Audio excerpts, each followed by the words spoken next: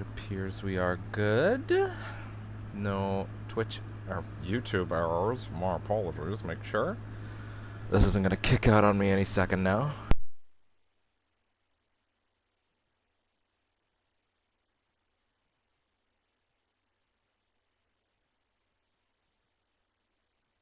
Okay. Let me send out those links.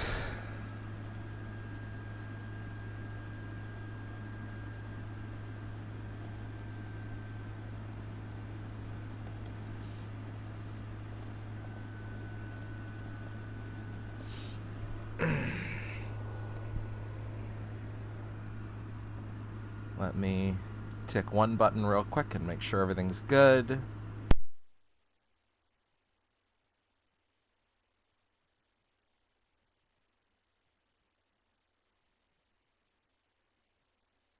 Okay, gotta make sure that that stays low so that my speakers don't kick out on me, because I need those for a little later.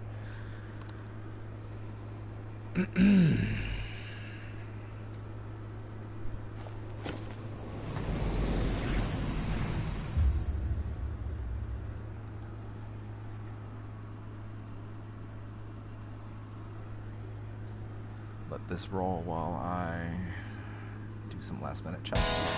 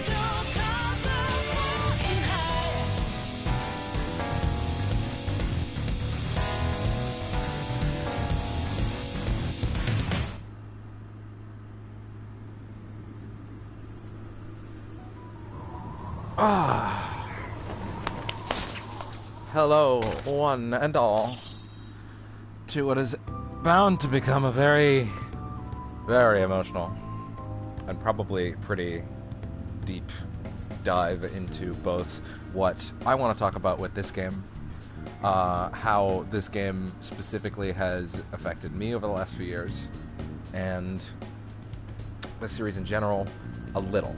I don't really want to do that too much. It'll come up occasionally, but I'm not here to talk about P3 and P4 or other things that I tend to shove off to the side outside of that. Don't get mad. Just like what you like, goddammit. Anyways, so full warning. Obviously spoilers. that one's a little bit of a given. But more importantly, this is I have, before I get deep into this, if you're worried about this being fluffy or me overstuffing praise for this game, I would advise you not to worry. I do have complaints about mainly the original, much less so this version. Most of my major complaints, actually no, all of my major complaints have evaporated.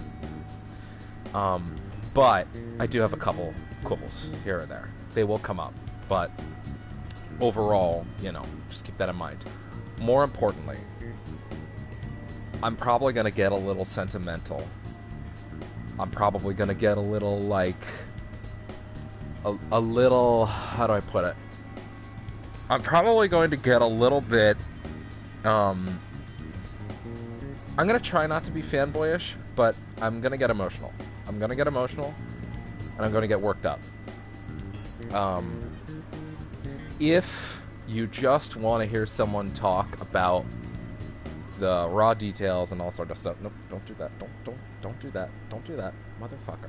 If you want to hear someone talk about the raw details and all that sort of stuff, you should probably go somewhere else.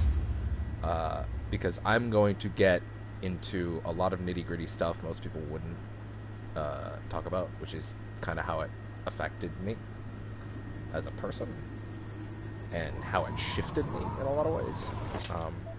If you are not looking for that, please step out now. You're not going to find what you're looking for here. This might come off as overpraising. I don't care. If you're out on that, by all means, there's the door. I'm literally pointing at my door as if you can see it, but you can't. The point is, if you are looking for an unbiased view, I'm going to attempt to give that to you, but ultimately that's not in my power. So if you are looking for something like that, again, I do have complaints. I will talk about them. But if you're looking for someone to, you know, not get... If you don't want this to be sentimental, because this is going to be sentimental, you should go. That's basically all I'm trying to say. I have a list of many topics. I'm not just going to sit on the main menu for several hours. Luckily, I have something very good for visual aids that we'll be using to it the most. We will be using the shit out of the Thieves' Den, which you may notice I have undecorated for the purpose of redecorating as we go on. I have many topics. I have an enormous list of topics, actually. This could go on a while. That's fine. I want this to be complete. Some things I will have less to say about than others, naturally. Some of the early arcs have been talked to death. I almost don't need to talk about stuff in the Kaneshiro arc, but I'm gonna anyway, because, you know, there's not a whole lot that I can delve into that, you know, hasn't been said. But there are a couple things I do want to say about it. So, you know, keep that in mind. There are some things that I'm going to talk about for an enormous length of time. And others that, you know... oh, by the way, I should clarify. This is going to be Persona 5 and Royal. I'm going to do arc by arc. So, like, if you're waiting for me to talk about the new stuff, that's gonna be here, but it's gonna be later. Because I want this to be a complete compendium of my emotions. And once again, if that sounds like the kind of thing you're not into, please, head on out. I don't mind. I really don't. This is more for me than anything. That's why no one else is here. Because what I ultimately want to say, I think I need to say from me. I batted around the idea of having a couple people come in for this, but, well, one, they're not close to being done yet. And even if they were, I think I'd still want this to be for me. So, let's just start. I have, once again, an enormous list of things. Before I do get into anything, though, even though this is a spoiler cast, and if you're here and haven't finished the game, you're an idiot. I am going to be walking around the den a lot, and I'm going to be pulling things out in order to have proper visual aids. I'm going to stumble over myself a lot during this.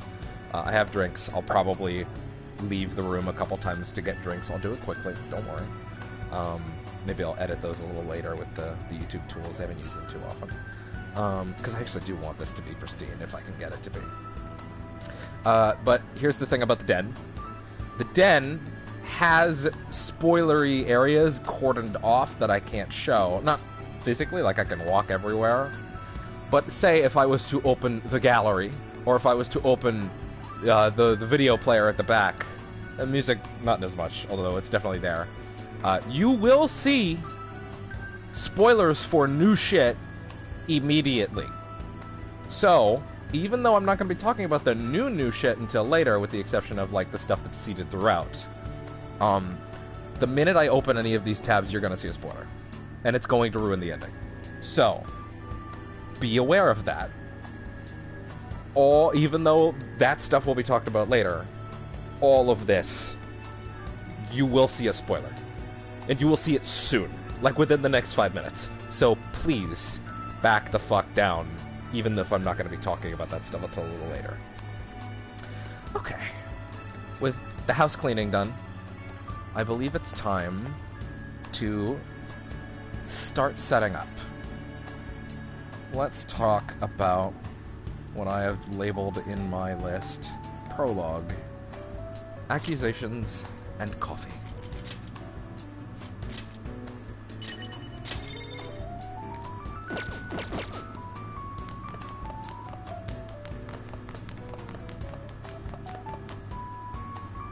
Get ready for me to hot swap music a lot.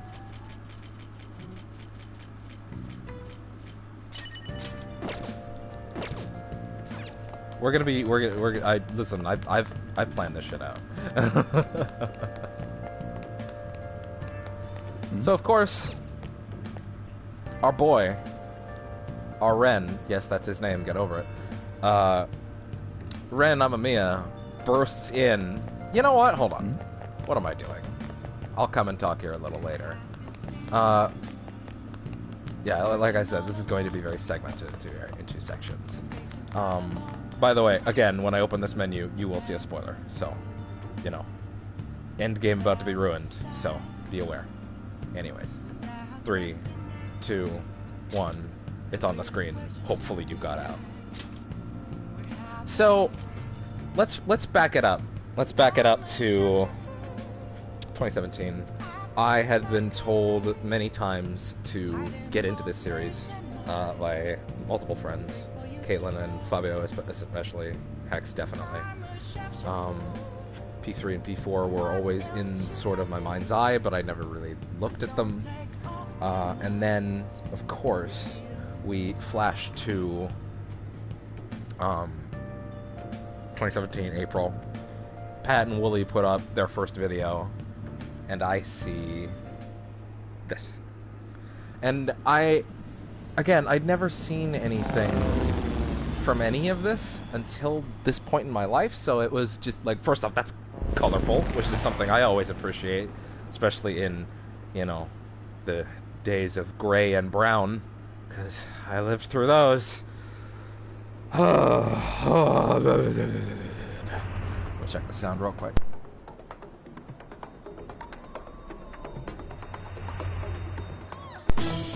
Okay. And, man, listen, for a long time, Kingdom Hearts was my jam.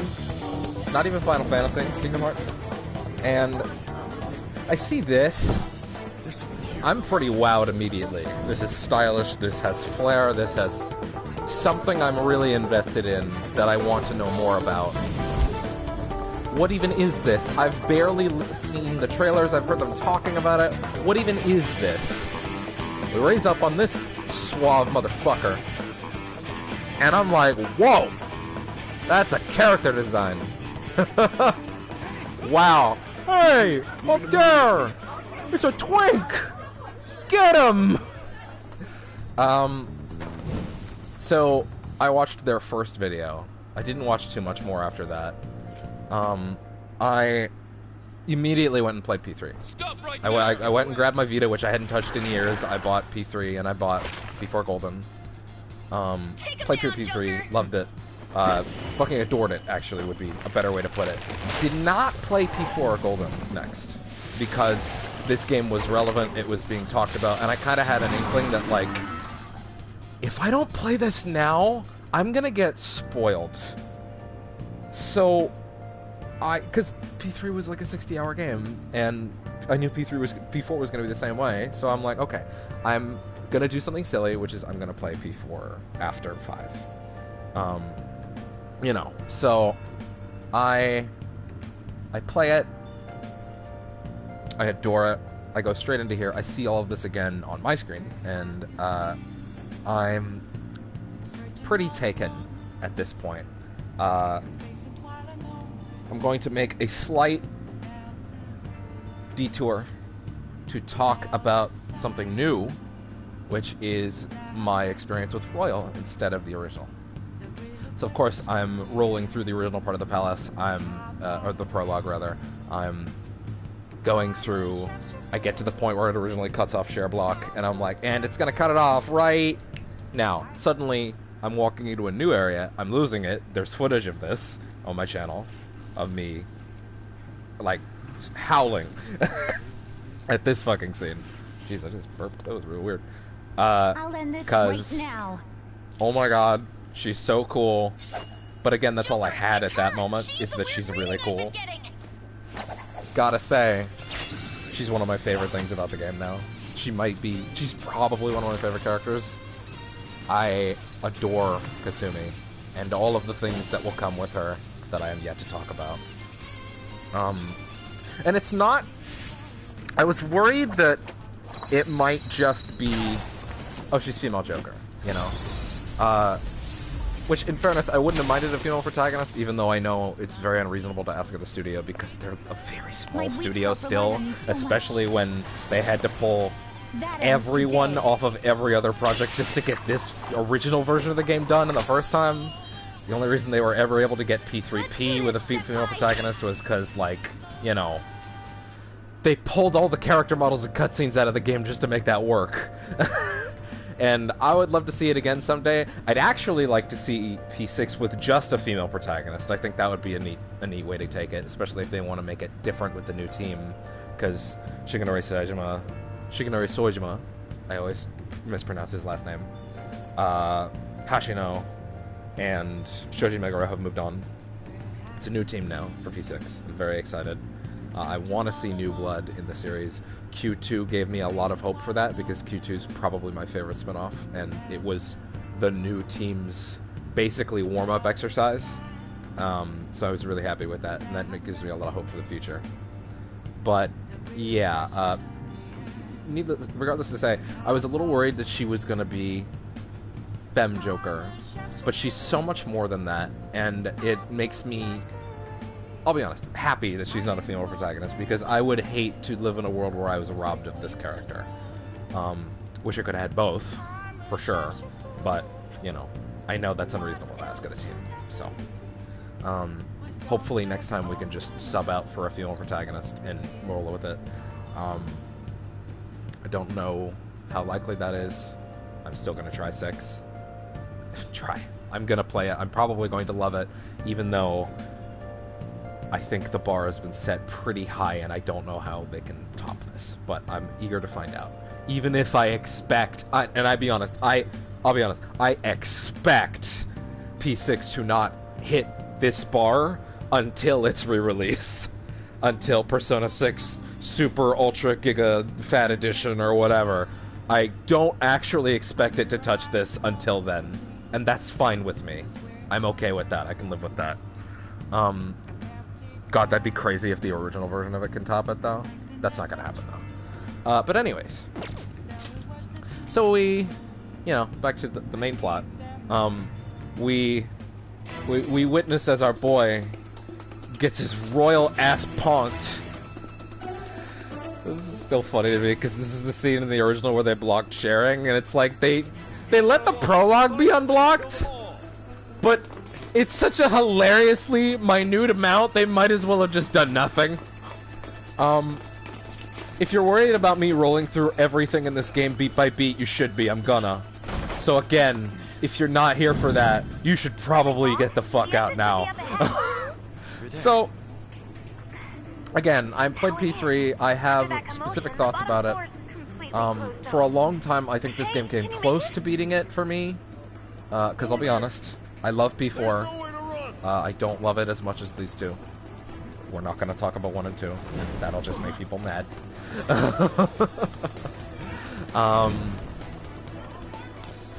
He's hiding in South America, he was there the whole time, he's an immortal wizard. Anyways, great writing. Anyways, oh, I just pissed everyone off with that one. Anyways.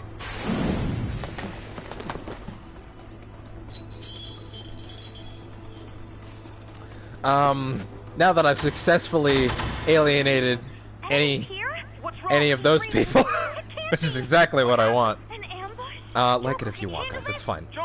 Seriously. This opening has such flair, such intrigue, and man, it was hard not for me to really get in with this cast pretty early. But P3 has a very special place in my heart because of its... It has a message that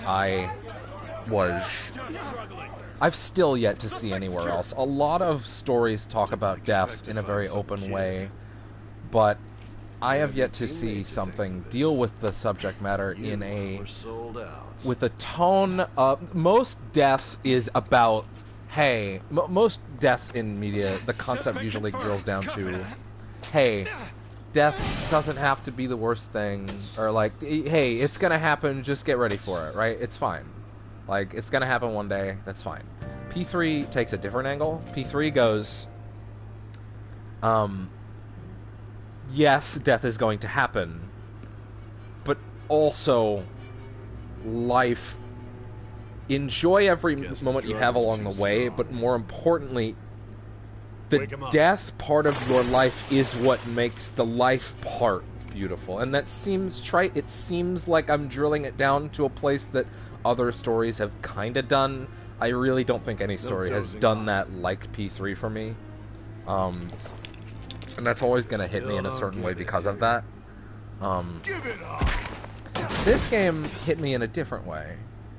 I think P4's themes never appealed to me because the concept of truth on its own kind of does nothing for me. Like, it always felt kind of nebulous to me. Like, I get it, truth, be honest to people, it's important, yeah, yada, yada, yada. I get it.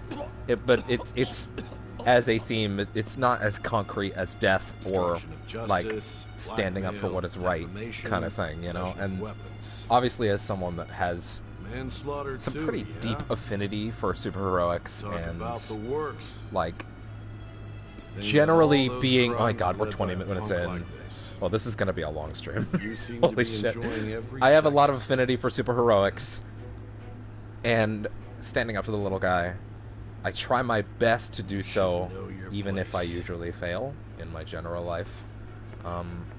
But, you know, ultimately... you know. This game has a ton of that stuff embedded into it, and I'm really happy with that. So listen, let's actually talk about P5 for a bit, because otherwise we're going to be here all night.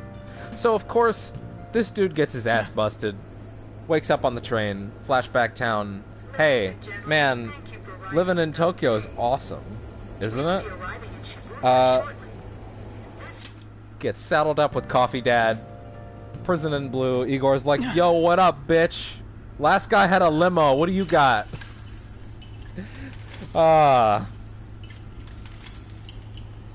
It's funny.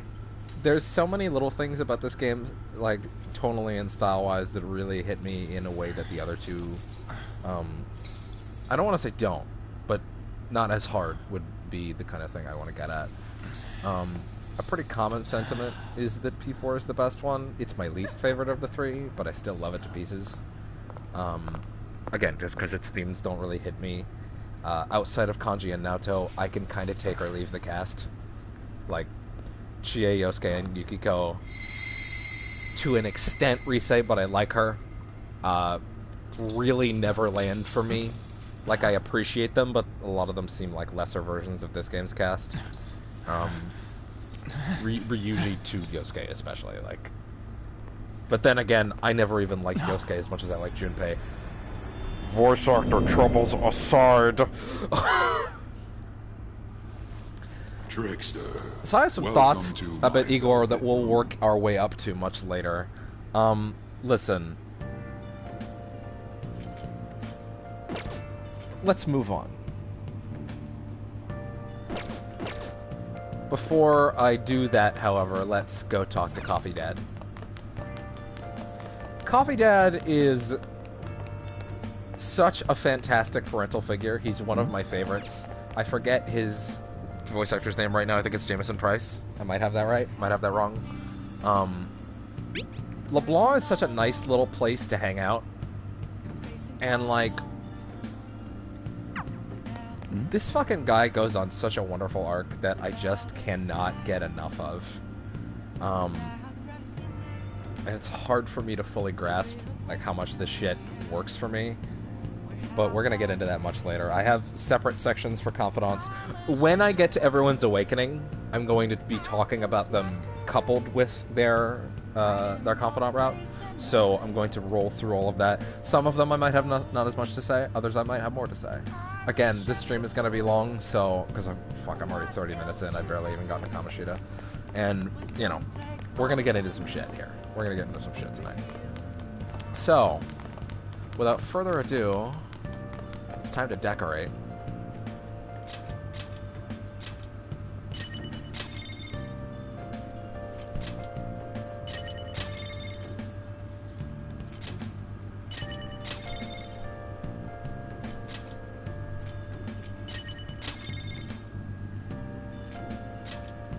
No, not yet. That comes a little bit later, actually.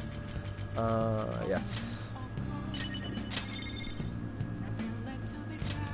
Nope, not that just yet.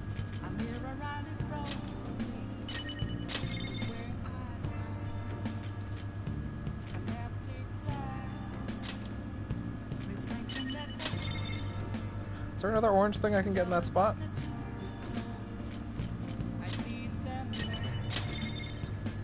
Let's see.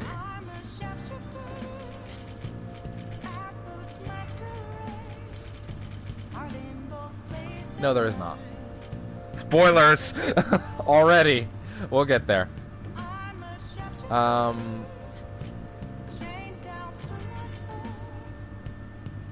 yeah, that'll do. We're not going to be listening to what the... I mean, I might read a couple of them along the way, but, you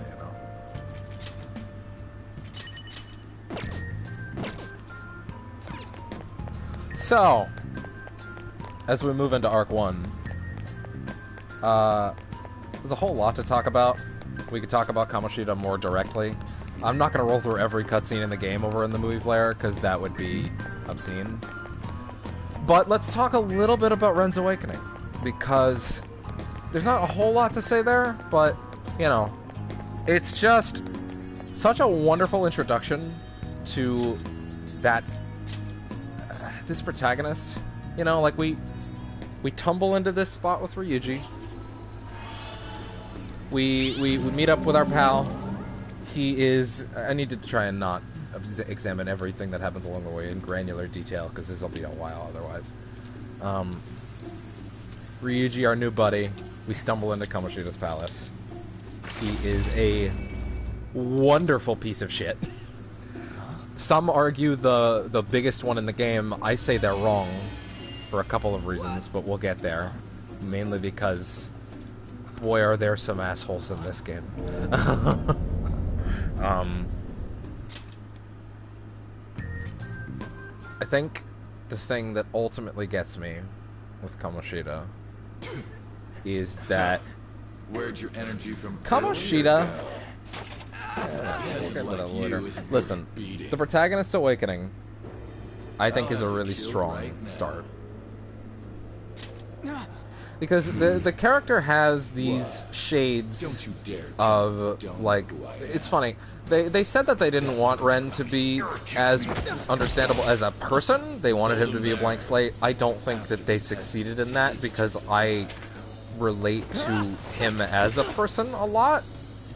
I think struggling against a society that seems to not give a shit and will kind of walk all over you as an autistic person is definitely something that I've dealt with.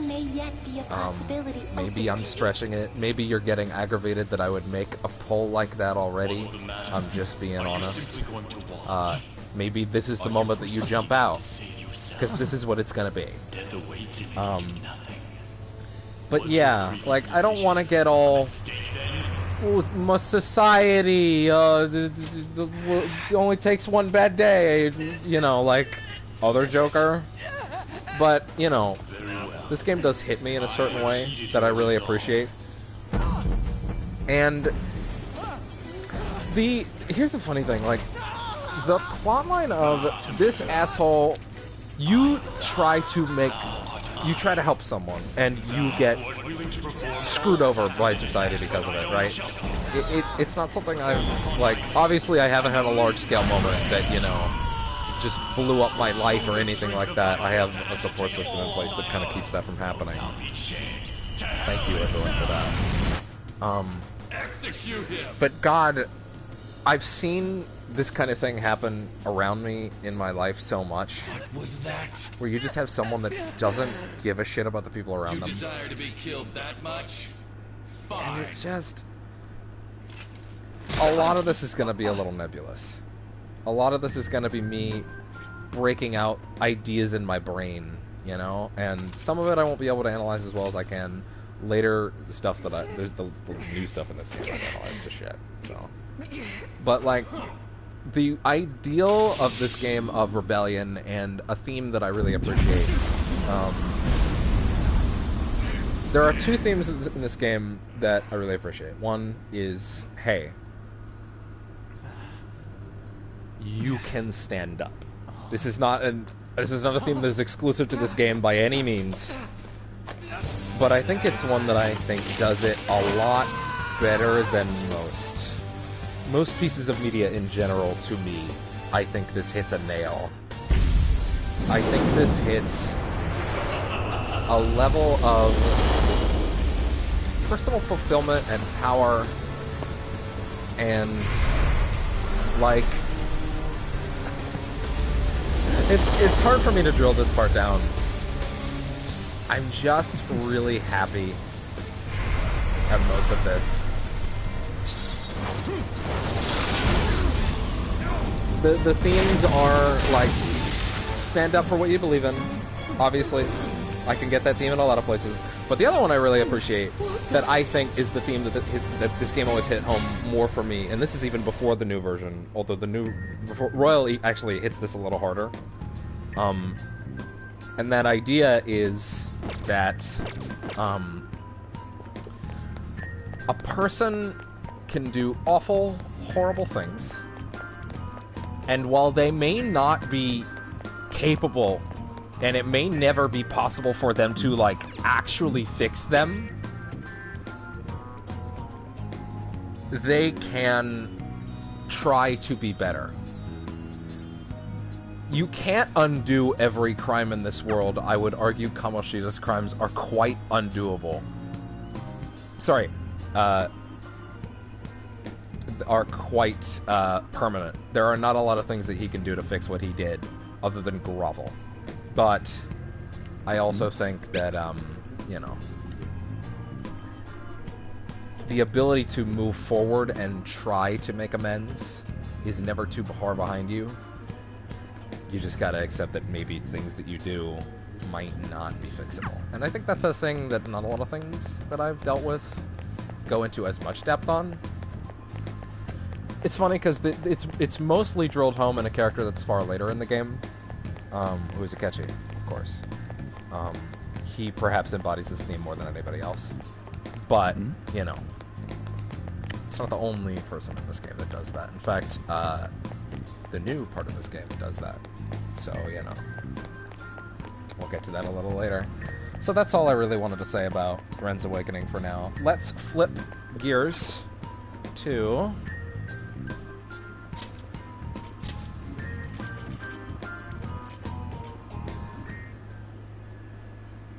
Did I not put a thing for Morgana in here?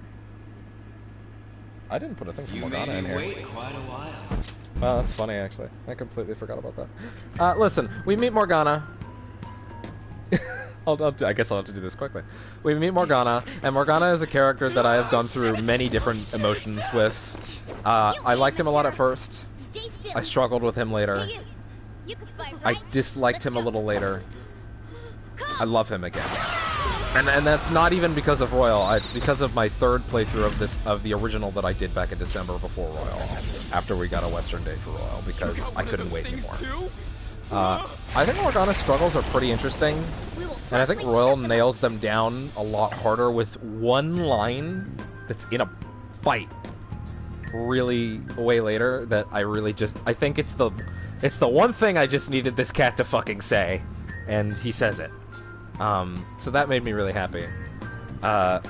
Zoro, I think, is a really neat persona.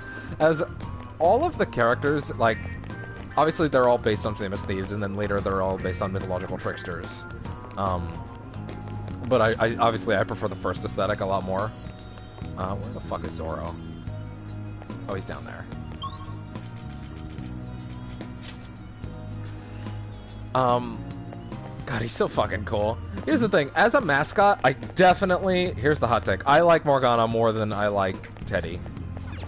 By, like, a lot. By, like, a ridiculous amount, a lot. I don't think I like Teddy. I've gone through a lot of emotions on Teddy. I think it ultimately comes down to... I just can't handle how horny he is. And I know you're probably thinking, wait, but Morgana doesn't even come fucking close. Don't even fucking dare. Morgana doesn't even come fucking close. Listen, Morgana is a specific type of horny. He's simping and he wants his feet pics, right? But he's not,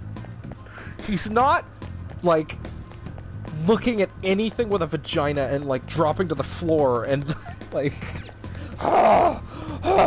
like, Teddy is like that even post-4, whereas I think Morgana chills the fuck out a little as the story goes on, thankfully. But, you know, we'll get into Morgana a little later because there's more stuff of value, I think, to talk about with Morgana later.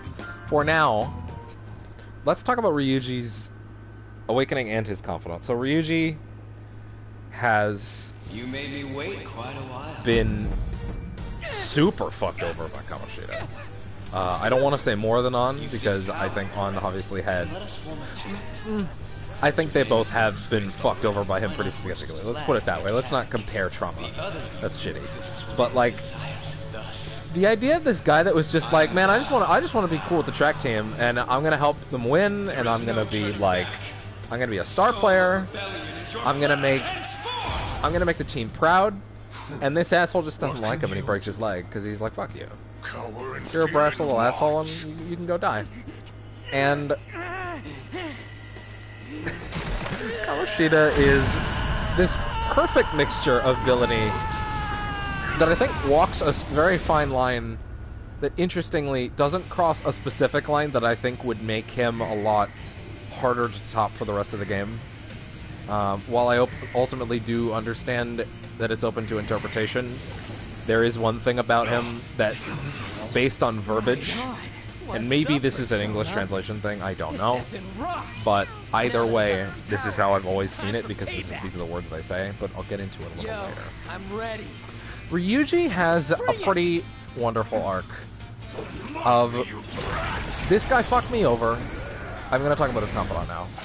This guy fucked me over, and I want to reintegrate into just living my life and making people happy. Because the thing about Ryuji that I think was lost in the original version of the game, and I do mean lost because, like, I think the game failed Ryuji in its original interpretation, and this is something that they even said that they wanted to change. They really wanted Ryuji to, what am I looking for? Where is it?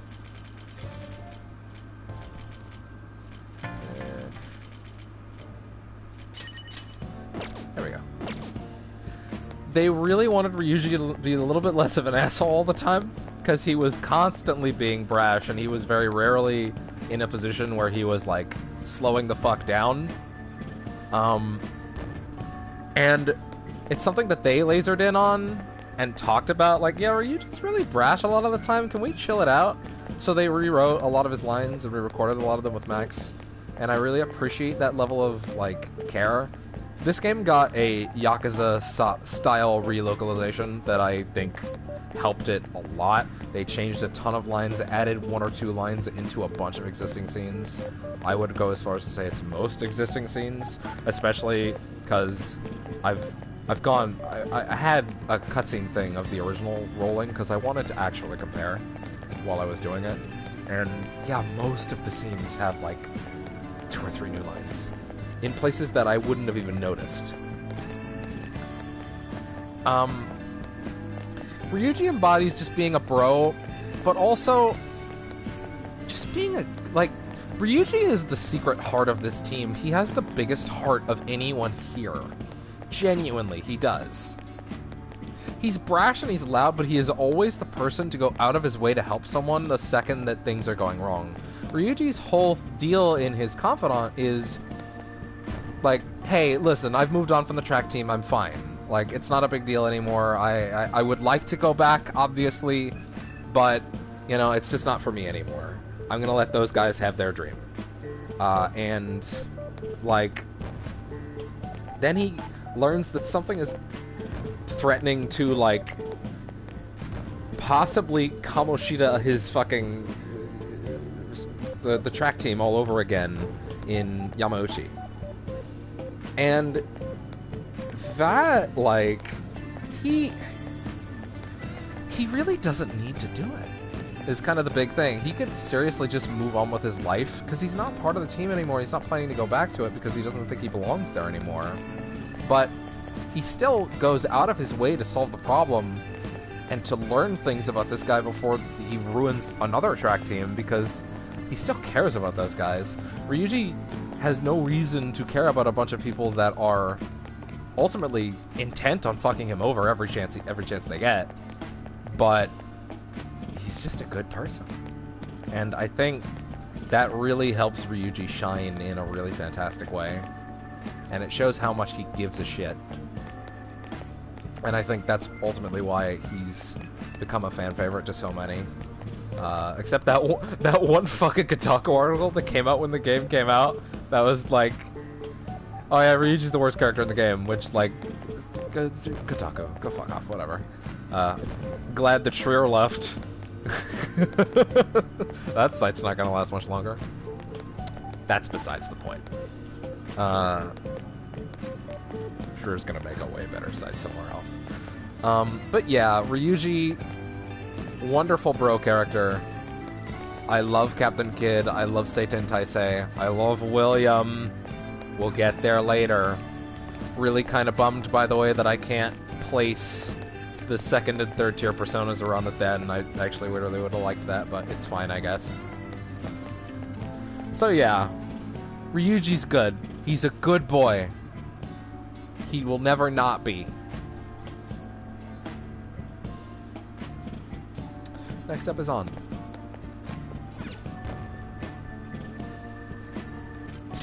Oh, didn't mean to do that. Oh, shit. That was my bad.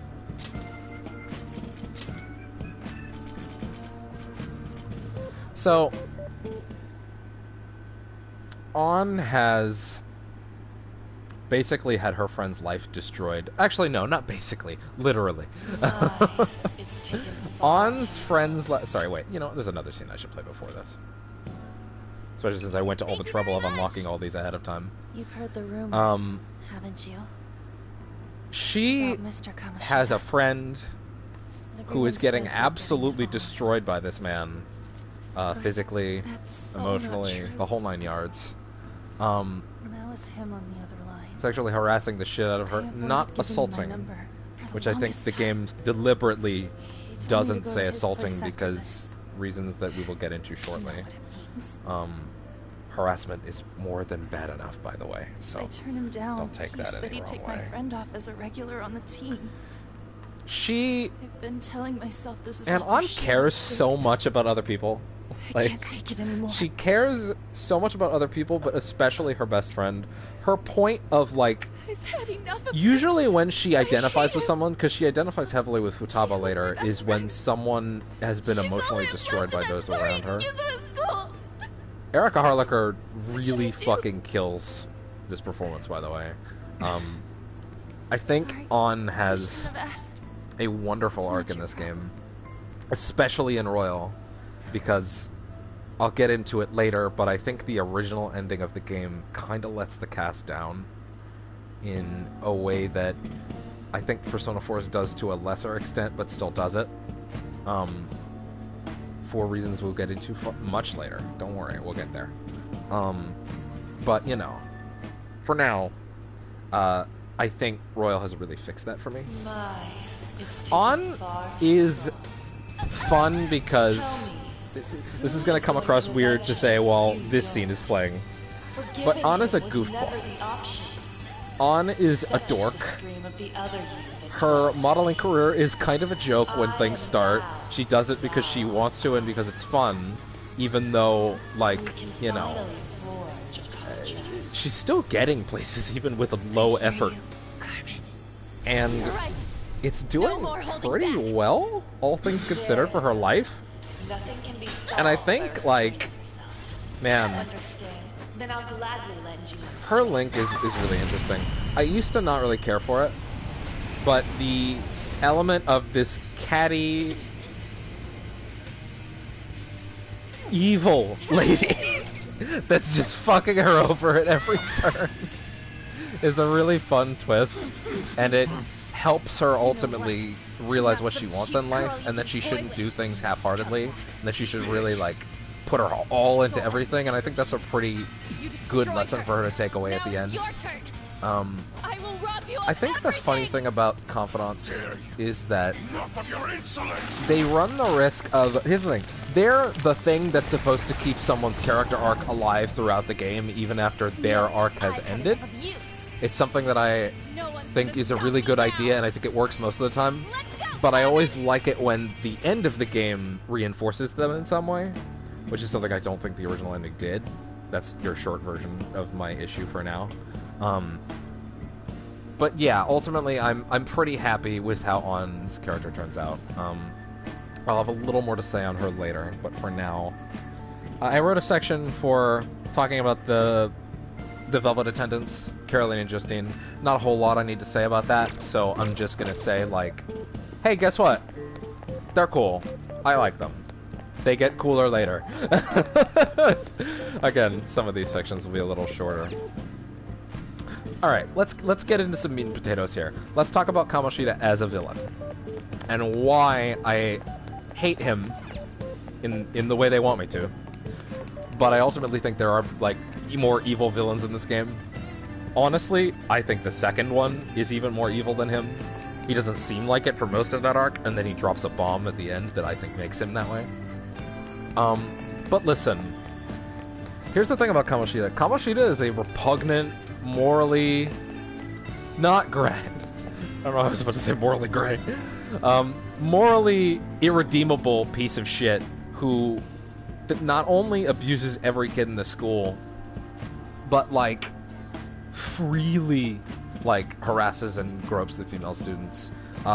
One thing I do want to say, maybe, and this has always been my interpretation, and I've having played the game 4 times now, I'm definitely very sure in this, because I've listened to that dialogue a lot. I wanted to be sure that I was not talking out of my ass when I said it. I don't think the guy ever actually assaulted anyone. Now, I'm not saying he wouldn't have. And by the way, that's not at all a, like, point of don't hate him. I think the guy groped and, like, actively harassed a bunch of women, and I think that's bad enough. But I think the story isn't interested in telling a rape story. I'm not interested in hearing one, because a lot of these don't tend to go well. But also, using rape to build up the male stories can be dicey, and I'm not a fan of it.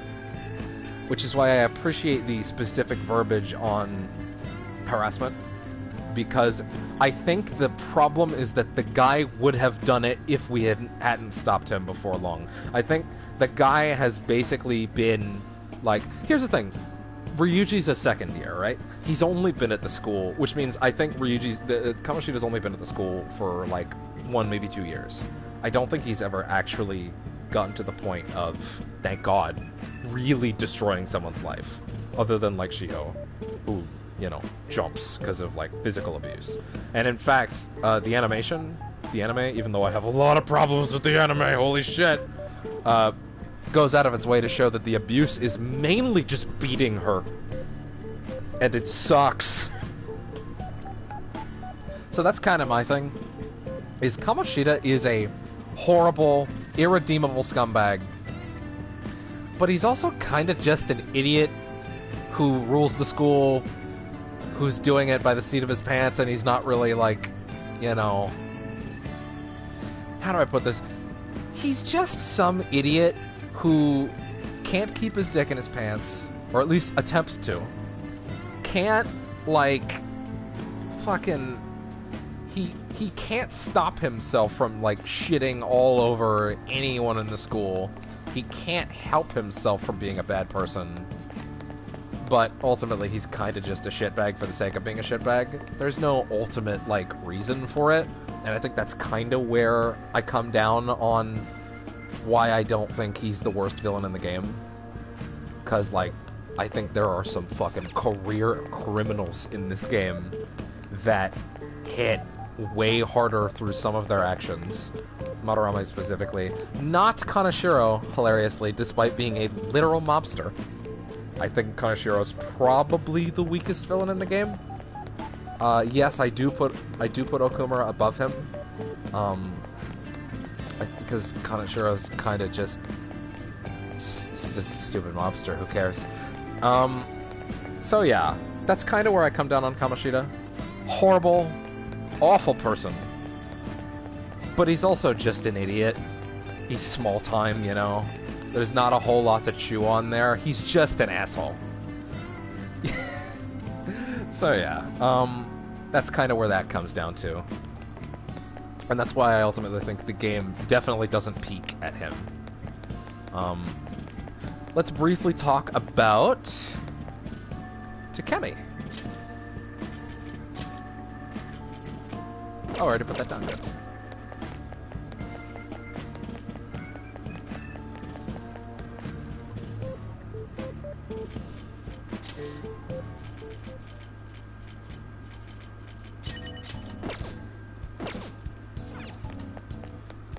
So you meet up with Takemi, and she is immediately like the whole deal is, hey doc, I need drugs so I can get good in school. And she's like, are you fucking what?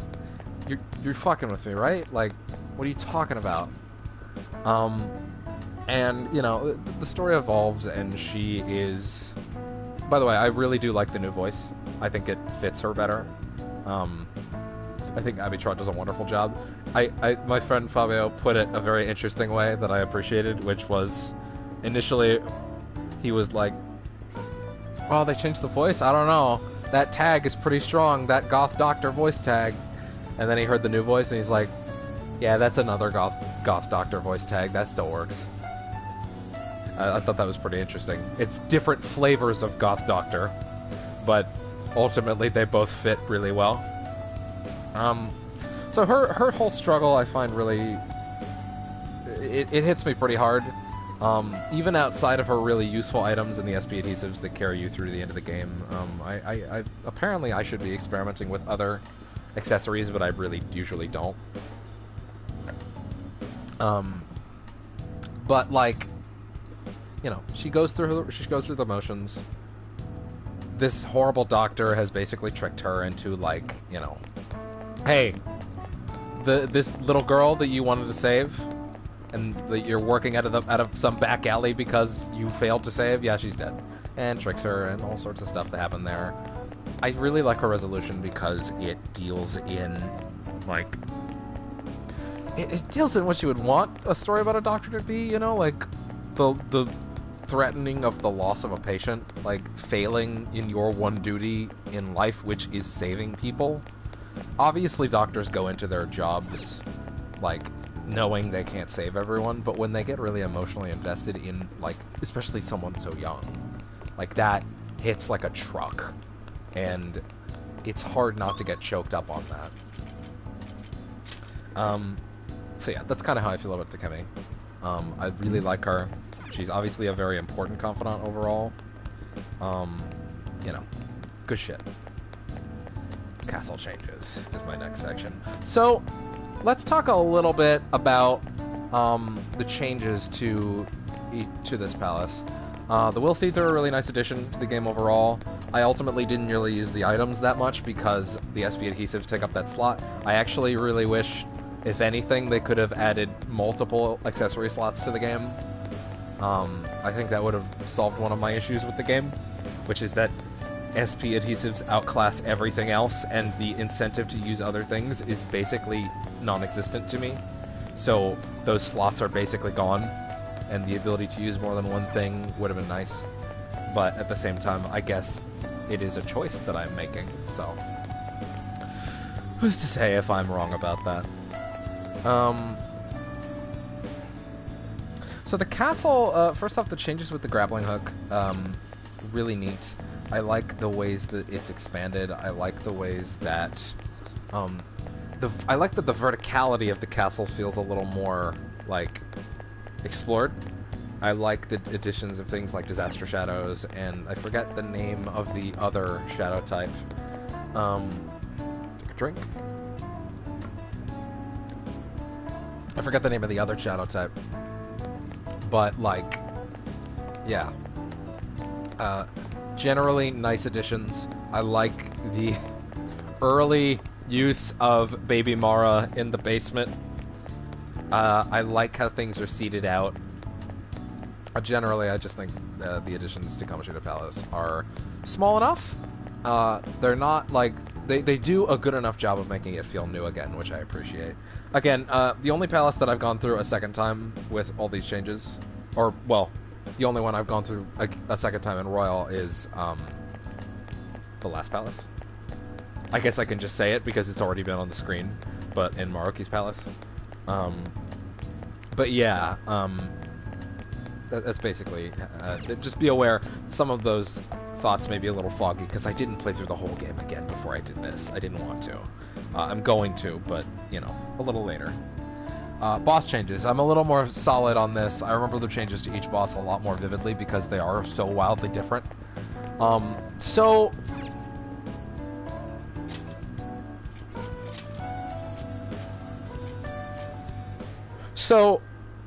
the additions of an extra phase where he has his super volleyball toss.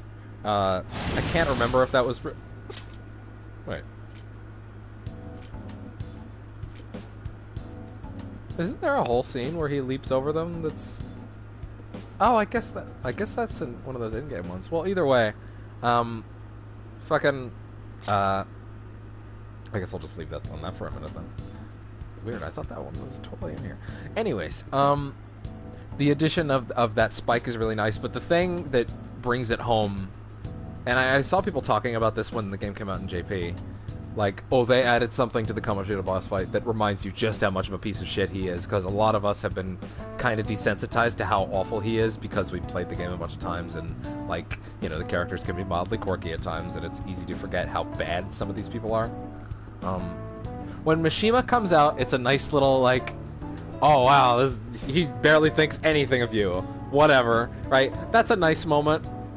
But when Suzui comes out in the fucking bunny costume, the bunny girl suit, and makes you attack her, like, dude, that is so fucked, and it brings into perspective a thing that I appreciate that they did with each of the bosses and their new stuff. Each of the bosses has a thing that ultimately feels like it always should have been there, / either brings out a part of their personality that was either there but not really present in the fight, or something that was like, it just felt like it should have happened. Shido's in particular, there's a moment in that fight now that feels like it always should have been there. And I love it so much. And it makes me like that fight a lot more, even though I already was pretty happy with it. I think Madarame has my favorite addition in terms of a thing they added, just simply because, like, it's such a good twist on what they did. But yeah, I think the addition to that boss fight is really neat, and I'm pretty happy with it. And then of course we wrap that arc. And oh my god, I hope each of these doesn't take an hour. I don't think they will. My other sections are shorter than this, except the one for the last one. The section for the new semester is pretty big. I accept defeat. So yeah, the idea that as long as you don't kill the shadow, that Go ahead and finish me off. their heart becomes changed is a that, pretty... And my real self will go down too. I like the idea because it brings an interesting wrinkle to the idea of crime and punishment. There are a lot of ways that I've seen a change of heart interpreted. One that I kinda subscribed to for a while, and I kinda flip-flop on whether or not I actually buy into it. You know, like there's it's the idea that when someone's heart is changed, the person that they were effectively dies and is replaced by a new person who has to live with what they dealt with what they lived with, right? They have to live with the pain of what their former self did. I will leave now and return. I need to grab. Where is this shit? Yeah, let me quickly do something real quick. Hey, just so you know, we don't have time to waste. This place is about to collapse. Just taking a little bit of a spray of something that'll help my throat.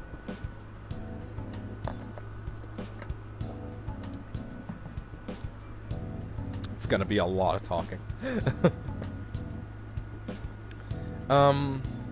But yeah,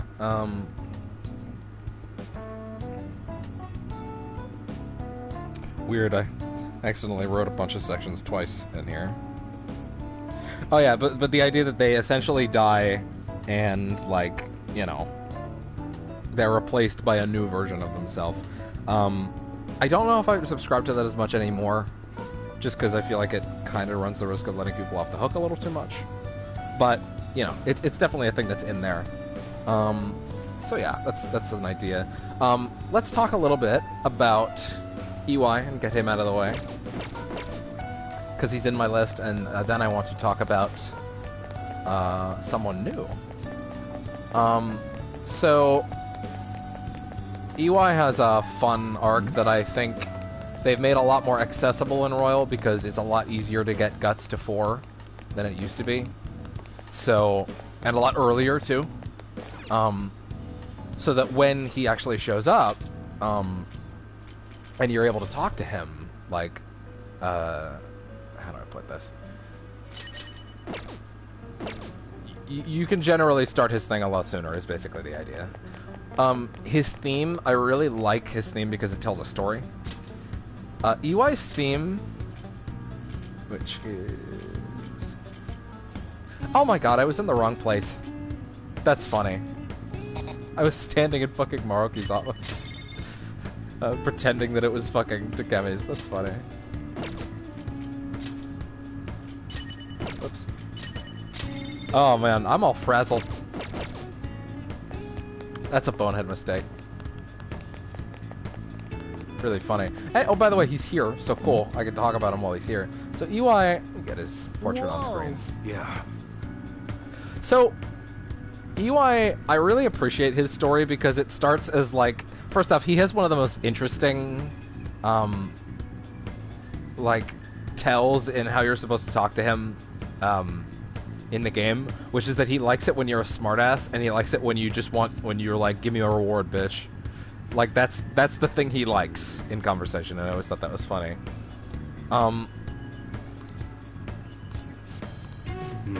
So EY's whole thing about, like, being basically on the outs with the Yakuza and not wanting to, like, wanting to give his son a normal life, I really like it. Obviously, it goes to some interesting places beyond that, but, you know, there's not a whole lot I think I need to say about him. I just think EY is a really fun character that brings out a lot of extra shades, and you get to see some things like people pointing real guns at people. That is a thing you don't see often in this game.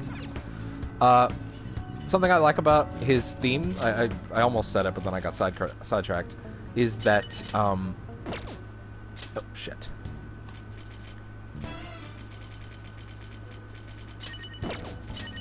Something I like about his theme is that it tells a story, which is that you walk into his shop, and it's all low, and it's all, like, kind of threatening and ominous, and it's like, whoa, shit, what's going on in here? I don't know about this. Mm-hmm. And then, as you are in the shop long enough,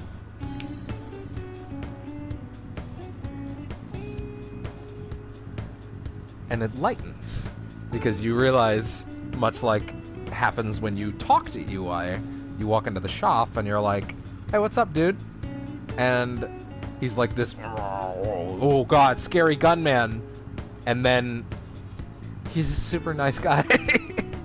Like, he's just like he's got a rough exterior, but he's like, come on, man, listen, I'm just looking out for my kid. It's no big deal. Well, we'll get to Shinya a little later. Yeah, that's basically all I needed to say about UI. So let's talk about Kasumi, new girl, as we talked a little bit earlier. Kasumi is threaded into this first month in a really neat way. She feels like she was always there.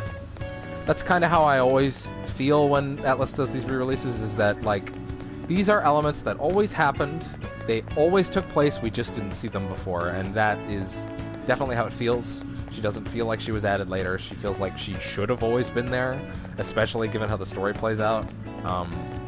And she ultimately brings a nice little flair to the story and a wrinkle that I think was missing. You know, you have bits with Kaneshiro being like, hey, don't talk to that exchange student, he's a fucking killer. By the way, I didn't get too deep into the school hates Ren, because, you know, we'll get there. Man, there's a lot of setup to talk about in the first arc that's kind of made this go on a lot longer than I thought it would. Luckily, there's a lot less in each arc to discuss individually, so I think this will start moving a little faster. But yeah, Kasumi enters the fray, setup, you know, we're interested. Next up, we move into the Madarame arc.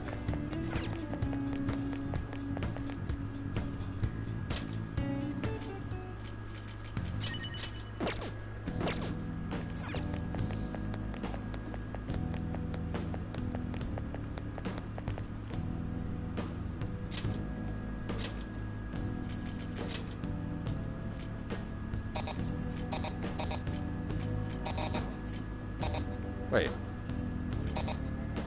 Oh, yeah, I was gonna say, what the fuck? Can't get him on the ground all of a sudden? That's weird.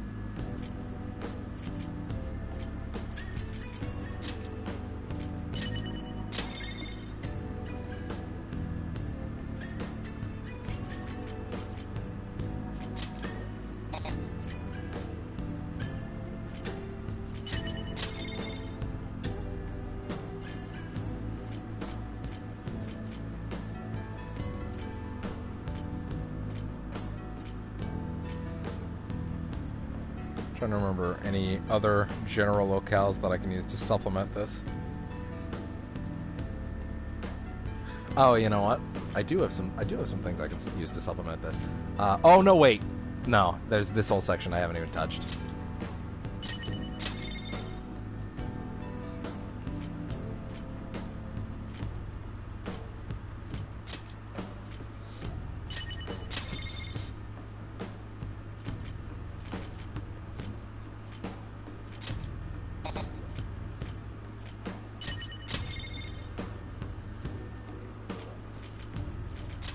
Actually, no.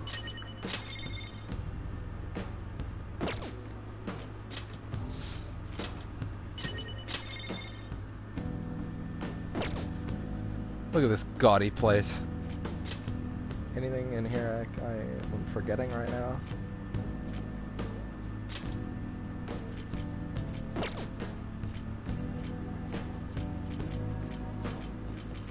Neat. Okay. So, we move into the Madarame arc, and we'll start with Mementos / hey, I shouldn't talk to you two yet, because there is a spoiler, even though I know that you know that there's spoilers already. So, I actually don't need to touch anything just yet in order to talk about this. So let's talk about Mementos changes / Jose, who is sitting right here. Hey, what's up, Jose?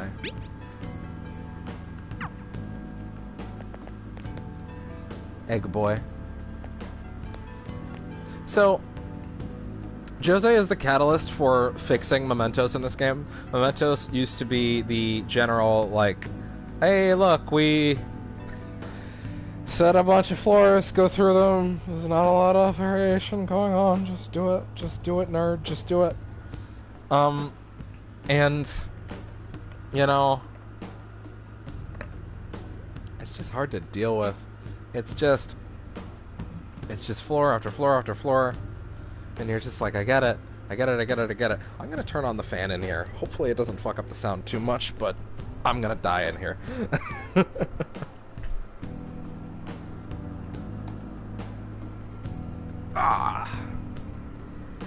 Because it is hitting a hot temperature today, and boy, do I not need that.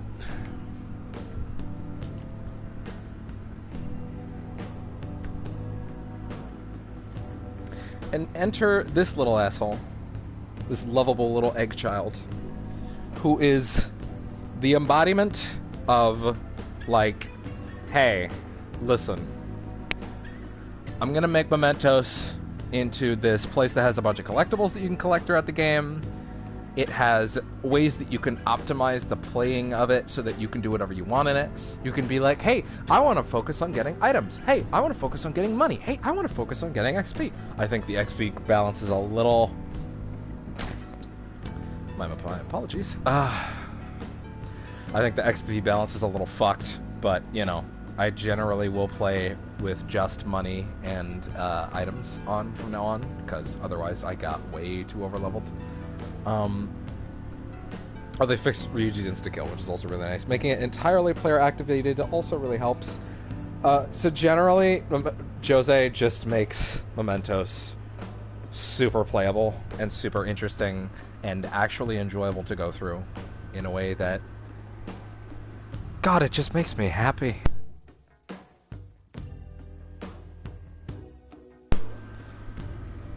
Let's check something. Oh.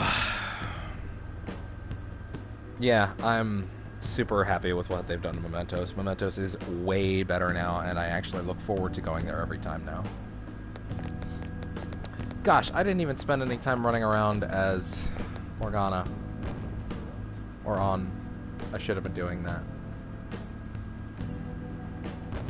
But yeah, the winter costumes are so wonderful. So yeah, next up, enter Art Boy.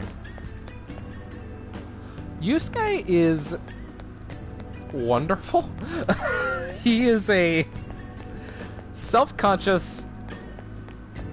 No, he is a completely blissfully unaware of everything around him individual who doesn't give a shit about anything besides, God damn it, let me make my art. Oh. And I love him. I just love him. I love this lobster child. He adds so much of the quirkiness to this cast that it really needs. He's always there when you need something to be just a little off-kilter. His social link is fantastic. His social link is, like... He just wants to make good art, and, like, people who are obviously very much smarter than him are like, that art sucks, and he's like... and then he has a panic attack. He doesn't really, but he kind of does. And, like... It's funny.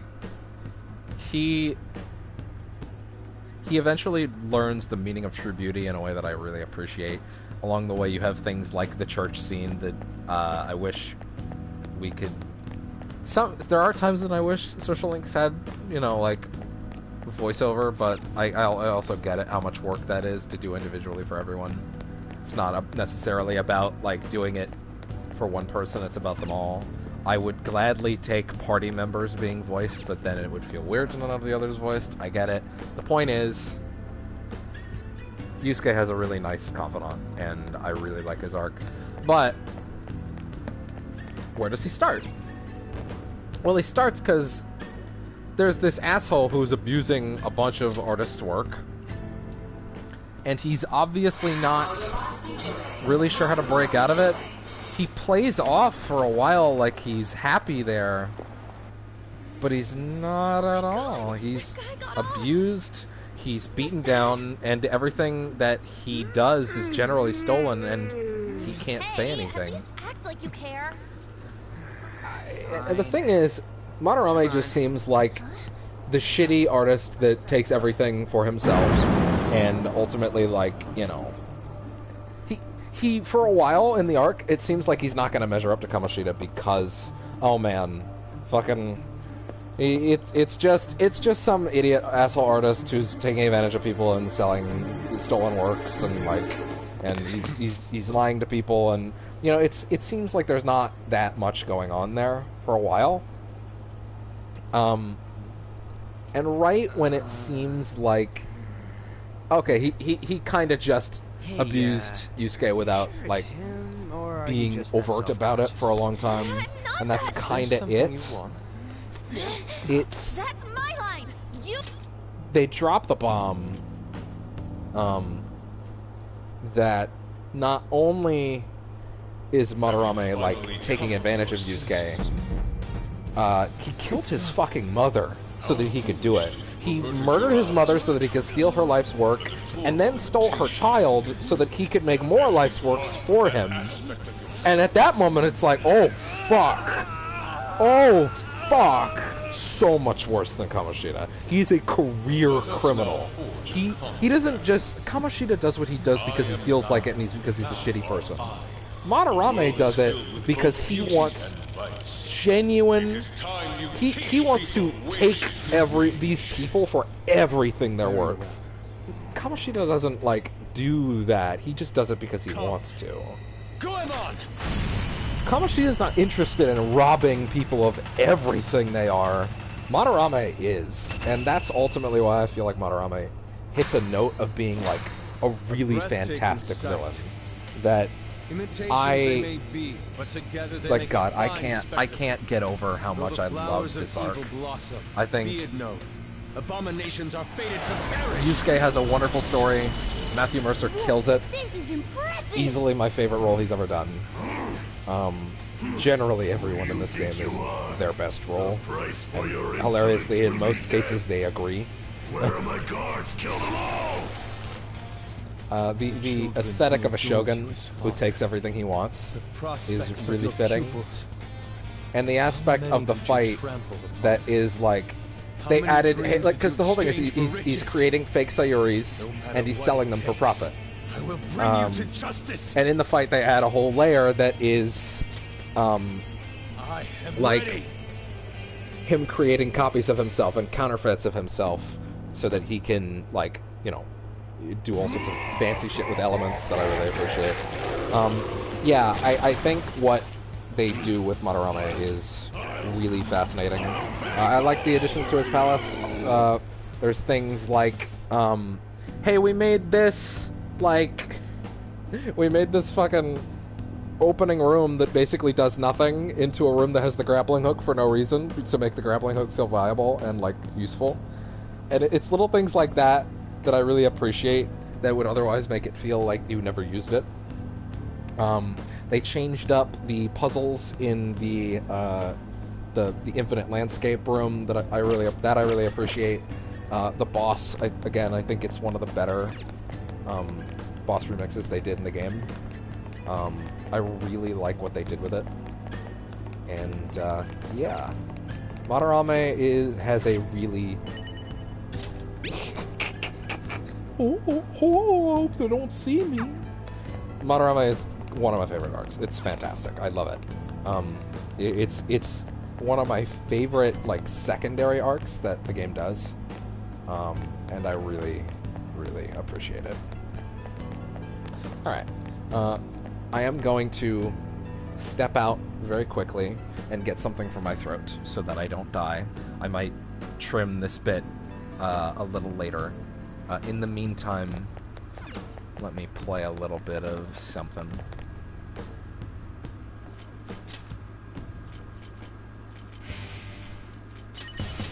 I'll be back in just a short minute.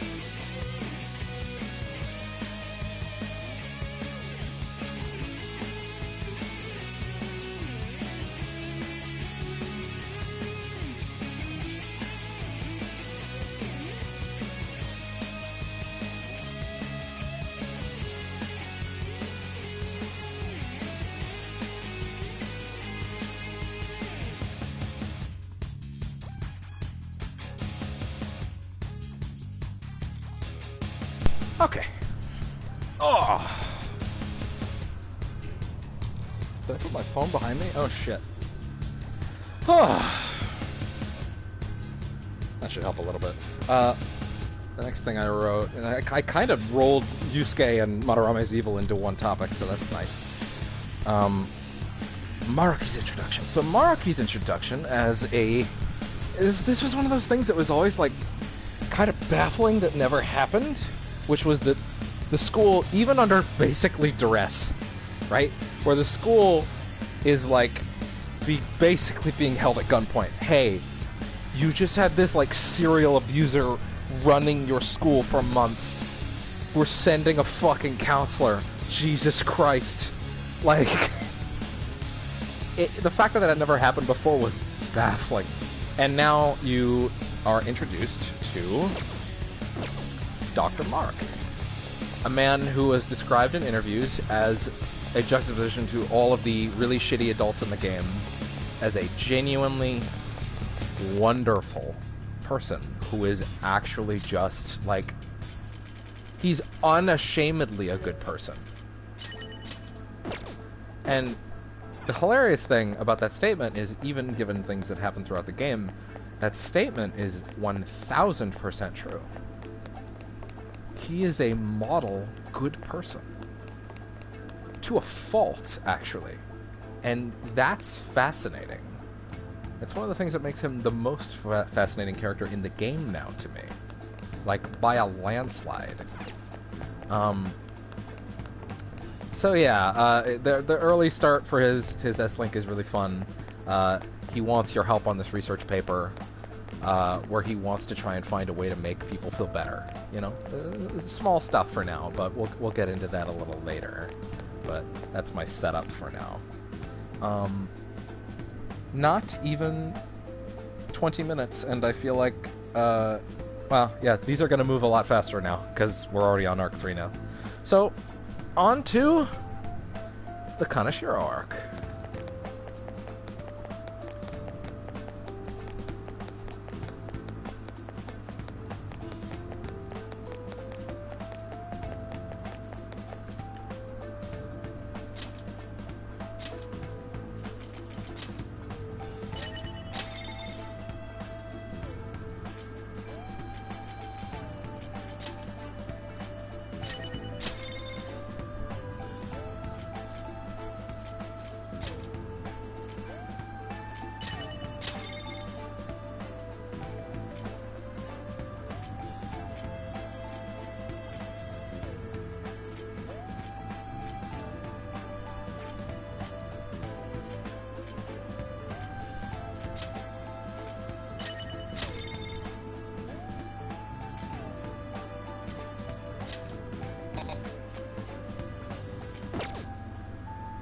I guess we'll talk about that in a short bit.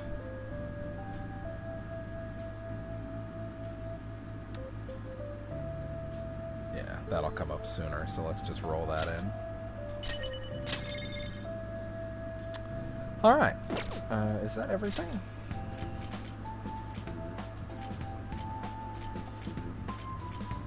Pretty much.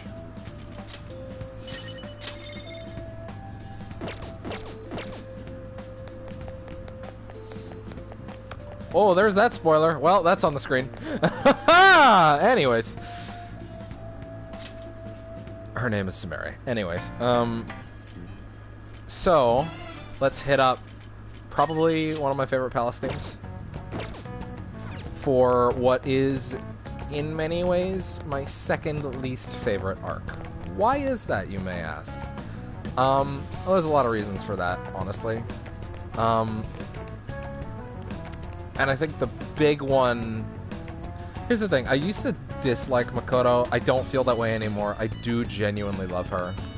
I think it took a bit. And I think the main reason is that my initial reaction was, wow, it sure is weird how everything in her first arc is, like, directly her fault. Which is something that I've definitely come to realize is not really the case. Well, it is, but she has very valid reasons for making those mistakes. You know, and she definitely learns from them, which is the important thing at the end of the day, right? But you know, No, what I've realized since then is the thing that I think ultimately denigrates Makoto more than anything in this arc. Well, listen, let's back up a bit. Who is Makoto? What's her deal? Makoto is the student council president, queen bee of the school, who is this... She's definitely a little authoritarian to start. She's very much, like, stuck in her ways, can't see past her own nose, but it's because at home her family life is just constantly shitting all over her, and she doesn't know how to deal with it. She wants more than anything to not feel useless, so she goes out of her way, usually to her detriment, to try and prove that she's not useless. Most of the time, she ends up proving that she's not useless, she's just not doing a good job. And that ultimately, you know, for a while, I think, like, she herself seems to know that, like, that just doesn't work at first when she tries. It just doesn't work. She's doing her best, but it's just not working, no matter how much she's trying. Eventually, she gets sick and tired of how much people are walking all over her, but more importantly, how much she's fucking up. And I think the moment that kicked in for me is the moment I really started to like her during her arc, because I usually started liking her later in the game. The moment of her, it's not even that she's getting mad that she's useless. It's she's getting mad that she keeps fucking up. And she makes a, like, declaration, I will not fuck up anymore. And she kind of doesn't after that point, which is really slick. Yes. Come to me. Makoto is really awesome. This is something that took me a while to come to that, like, conclusion of. I still think I put her towards the bottom of, like, my best girl rankings in this game, which, by the way, I don't know who, I don't actually know at this particular moment if I rank Kasumi over Futaba. I have to think more. I really have to think more on that one. But I think I might. I really think I might. The reason that I have to think about it is because Futaba's journey is very specific to my life in a way that I need to figure out if I can separate that. But at the end of the day, Makoto's awesome. No, dude, that's a bike. Myself. Me. Got it.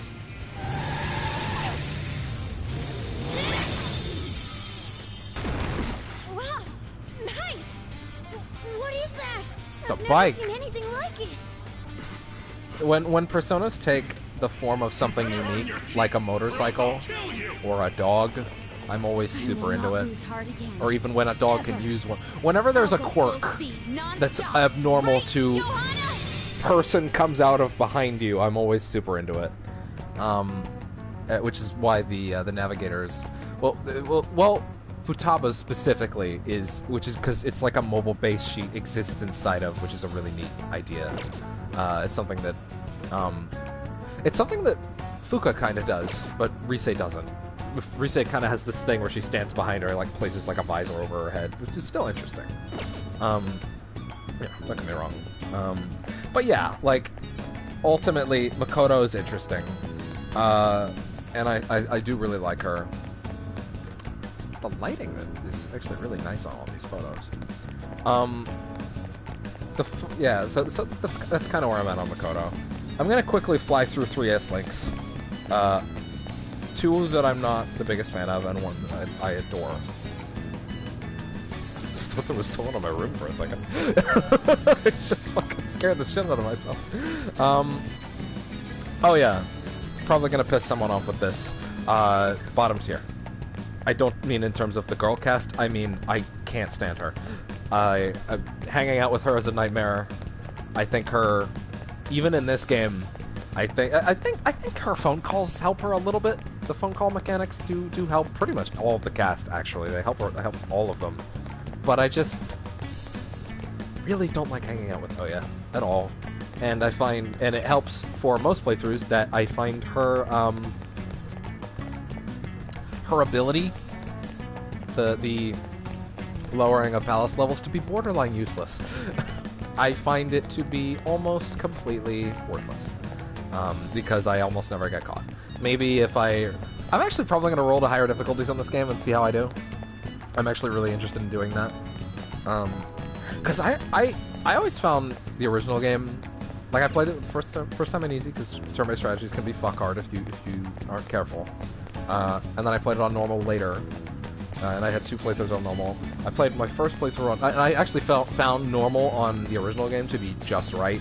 Like, I found that to be the correct difficulty in terms of, like, challenge and everything else. I found normal on this game to be too easy.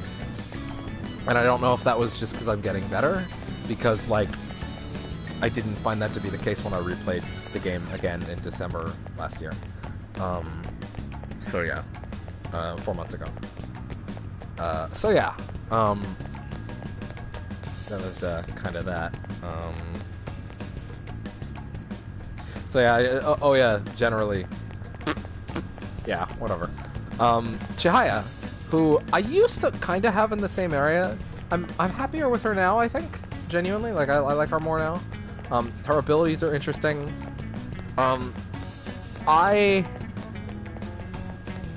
The fortune telling hokiness is, you know, it's always kind of out there, and I'm like, yeah, whatever, fine.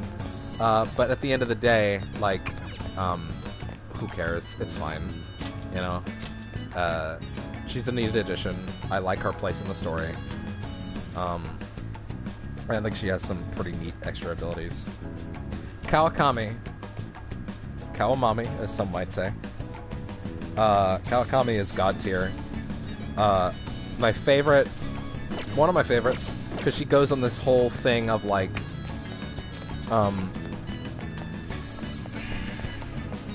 she goes on this whole thing, like, I really appreciate her arc for just being about like, man, I just want to teach kids and I want to make them happier and I want to make like their lives a better place. But there's this family that's abused, that she was tutoring a child that died, and now they're like, send us money until you die. Is the rawest oversimplification that I can give you. And she in here anywhere, actually? Yes, she is. What do they have to say? Oh, wow! Yeah. But anyways, aside from being voiced by Yukare / Michelle Ruff, she is... It's funny, she just has this, like, heartbreaking, I just want to teach kids and I want them to be better, / fuck, I need money, I guess I'm gonna be a maid service / do illicit activities. And, man... One of my favorite things about this arc is Ryuji, because, like, okay, we end on this place of, like, hey, we managed to save this teacher from, like, crippling debt and, like, her whole life falling apart, and, one second. And her whole life falling apart, and, like, oh man, now she can be a teacher and she can live life to the fullest. None of this would have happened if Ryuji hadn't been really horny for a maid service. Because Ryuji, smartest person in the cast, is always playing 36-dimensional chess. So many steps ahead of everybody else at any given time.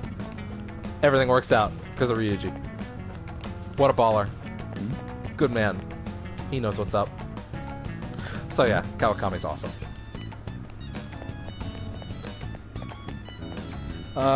Kaneshiro. Here's my ultimate issue with this arc. Kaneshiro sucks. Kaneshiro is not a very good villain. And it really does a lot to denigrate Makoto's place in the arc, because he's kind of just a mobster.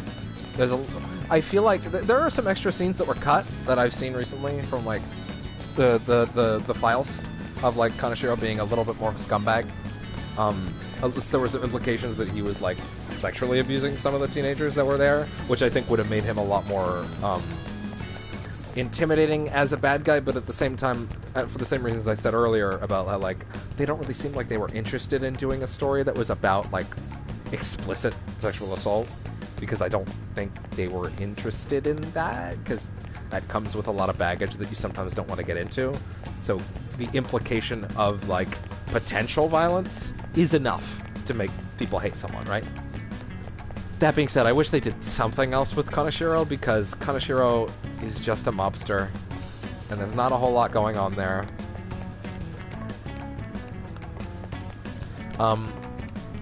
He is ultimately just not that interesting of a villain, is kind of my issue.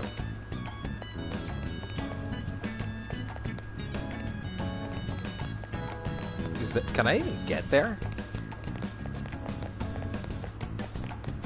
That's funny. Nope. God damn it. The hilarious thing about... I can't even really get a good angle of it from here. Yeah, wow, you just straight up can't. That's hilarious how much that blocks the path. The funny thing about Kaneshiro is that he ultimately lives and dies on the charm of Piggytron. Like, Piggytron single-handedly saves him from being nothing. Piggytron is such a great gag. Like, I love him so much, and he destroys everything that I want to like about Kaneshiro, and just leaves Kaneshiro as a dull mobster. The extra thing they added into his fight is cool mechanically, where he brings in some enforcers to stop you, and you have to put them to sleep, which I think is a really nice extra way of, like, cementing, like, how much more important ailments are to this game, which I really think is a good thing, because they're basically non-existent in every other Persona game. But you know, it's interesting. Kaneshiro is... he's the weakest villain in the game for me, because he exists to be a mobster. Actually, you know what, I bet if I go to the top floor... He exists to be a mobster, and he's not a very good foil for Makoto. And I think that hurts Makoto in this arc more than anything. But, hilariously, Makoto has something in a later arc, Arc 6, you know exactly what I'm talking about, that ultimately gives her a much more satisfying character arc.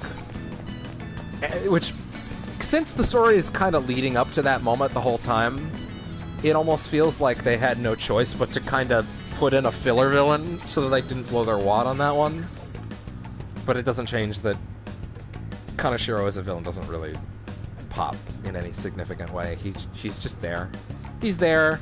He's not a good foil for Makoto. She has a much better foil later, so it works out for Makoto. But it leaves him as even more questionable. So yeah. Arc 3, kinda weak for that reason. Thankfully in Royal, they added... Okay, anyways. Thankfully in Royal, they added wonderful extra events that really help make this arc a lot more bearable for me. Which are, one, Kichijoji opens up. Specifically Penguin Sniper.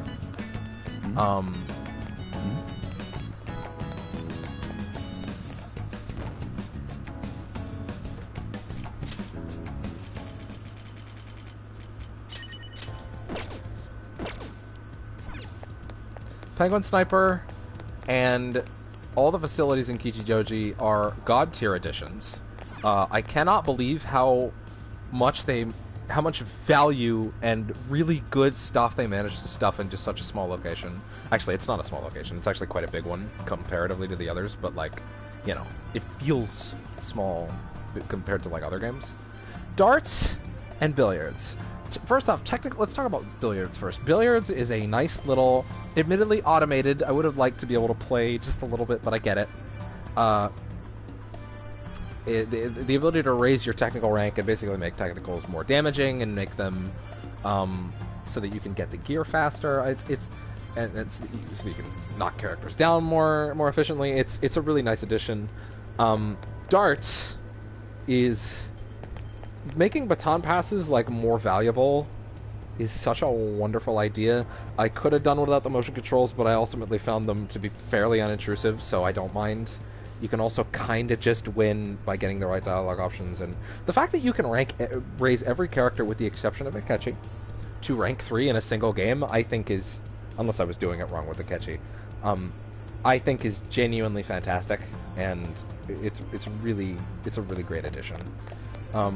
The ability to have a specialty store to sell all your sooty clothes. Holy shit, the game needed that. Wow. If you come back every day, you can bring your points back and sell for more grab bags. And then you can never have to buy any clothes ever because you'll always get good shit from there. Wonderful addition. There is, what else is in Kichijoji? There's the back alley dealer. There's a bunch of specialty shops with special items. But the most important one they added is by far the Jazz Club, the Jazz Gin. So the Jazz Gin, while I initially didn't realize how valuable it was, and now I do, the Jazz Gin having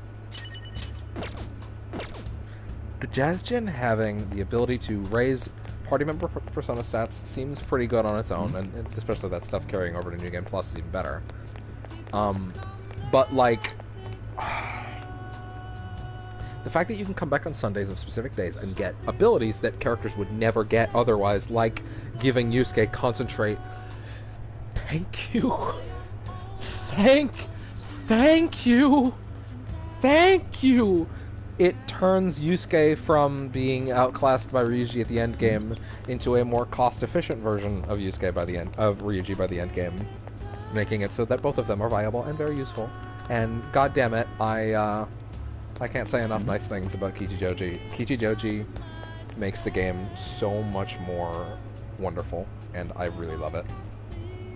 School cleanup event / introduction of Kasumi's arc. So the school cleanup event is a really nice added event that helps make... First off, it helps make Marky seem more present throughout the story, which is really nice. It's a nice little addition that I think... Getting to see Haru early, always good. They seed Haru a lot earlier in a lot of different scenes, and I really appreciate that. Is there a specific scene that I can roll with during this? Why would I look in dungeon? What the fuck's wrong with me?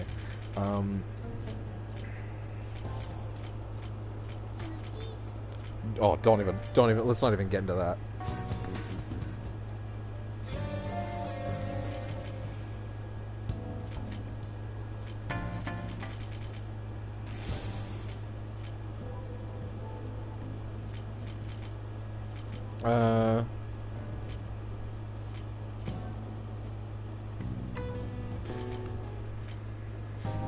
There we go. So you get to the school cleanup event, and like, it's a nice chance for the cast to bond, and I appreciate everything that they do there. The start of Kasumi's arc, where you get her S-Link, and you get stuff like Chainshook, and, God, I'm forgetting what her first one is right now. But yeah, it's a really nice little start. She only has 5 links. We'll get there much later. Gotta take another sip, my throat's getting fucked.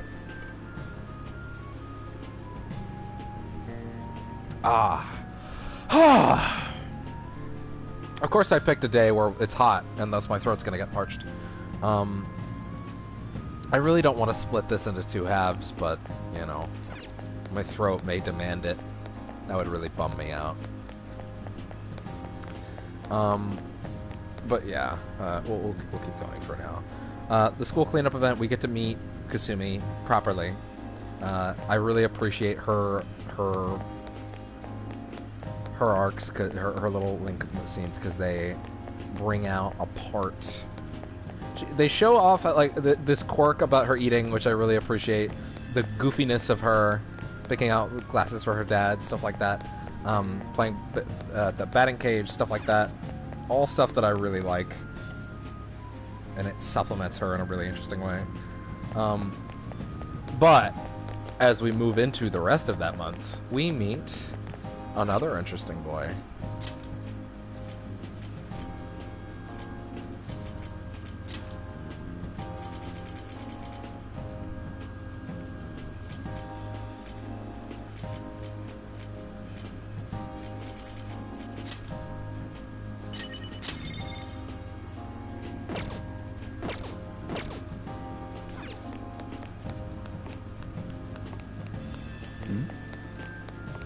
So of course we roll into the TV studio just like in the original, and we meet Akechi. But now this time, Akechi is a fully fleshed out social link. He mainly exists to show off a lot of the game's new mechanics, like the Jazz Gin, like a bunch of different places like that. You go to play billiards with him a lot, play darts, and you get to meet and really understand him, or at least a certain way that he likes to present himself, in some pretty interesting sequences that I really appreciate. Yeah, that is, yeah.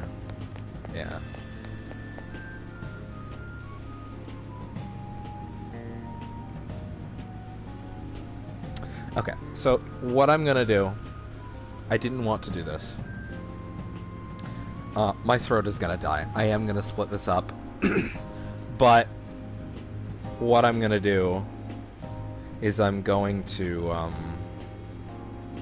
let's see, can I do...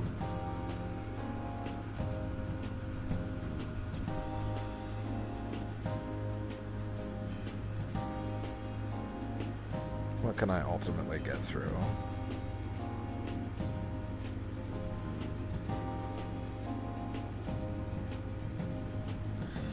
Okay.